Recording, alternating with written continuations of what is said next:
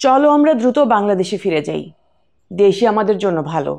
কথাগুলো সাবেক প্রধানমন্ত্রী ও বিএনপি চেয়ারপারসন খালেদা জিয়ার।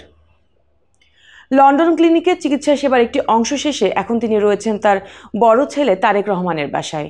হোম ভিজিট সিস্টেমে চলছে তার চিকিৎসা। শারীরিক ও মানসিকভাবে ভালো আছেন তিনি। বিএনপির স্থায়ী কমিটির সদস্য ও খালেদা জিয়ার ব্যক্তিগত চিকিৎসক ডক্টর AZM জাহিদ হোসেন লন্ডনে সাংবাদিকদের একথা জানিয়েছেন। খালেদা জিয়ার চিকিৎসায় গঠিত মেডিকেল বোর্ডের এক সদস্য লন্ডন থেকে শুক্রবার রাতে গণমাধ্যমকে বলেন, ম্যাডামের মূল চিকিৎসা শেষ বলা যায়, এখন ফলো আপ করতে হবে। ছেলে, 2 পুত্রবধূ ও 3 নাতনির সঙ্গে আনন্দে সময় পার করায় মানসিক অবস্থা বেশ ভালো। তিনিও শীঘ্রই দেশে ফিরতে চান। তবে তারেক রহমান চাচ্ছেন ঈদ উল ফিতর পর্যন্ত মাকে কাছে রাখতে। ফলে ম্যাডাম ঠিক কবে দেশে ফিরবেন এটি তার সিদ্ধান্তের ওপর ছেড়ে দেওয়া হয়েছে। চিকিৎসার জন্য গত 7 জানুয়ারি যুক্তরাজ্য যান খালেদা জিয়া। লিভার বিশেষজ্ঞ জন প্যাট্রিক কেনেডির নেতৃত্বাধীন মেডিকেল বোর্ডের অধীনে লন্ডন ক্লিনিকে টানা 17 দিন তার চিকিৎসা চলে। এরপর 24 জানুয়ারি রাতে ছেলে তারেক রহমানের বাসায় ফেরেন 79 বছর বয়সী খালেদা জিয়া।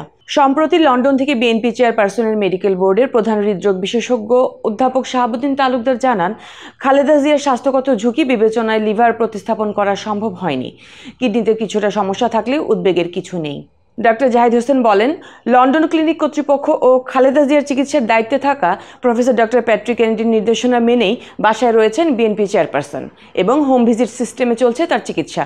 দীর্ঘদিন পর পারিবারিক আবহের সান্নিধ্য পেয়েছেন তিনি। অল্প কয়েকদিনের মধ্যেই তার শারীরিক অবস্থার আরও উন্নতি হবে বলে আশা করা যাচ্ছে। খালেদা জিয়ার দেশে ফেরার বিষয়ে ডক্টর জাহিদ হোসেন বলেন, দেশের মানুষকে ছাড়া কখনোই খুব বেশি দিন বাইরে ছিলেন না বিএনপি চেয়ারপারসন। দেশের মানুষের প্রতি তার মমত্ববোধ অনেক। দেশের মানুষের টানে শীঘ্রই চিকিৎসা শেষে সুবিধাজনক সময়ে দেশে ফিরবেন তিনি।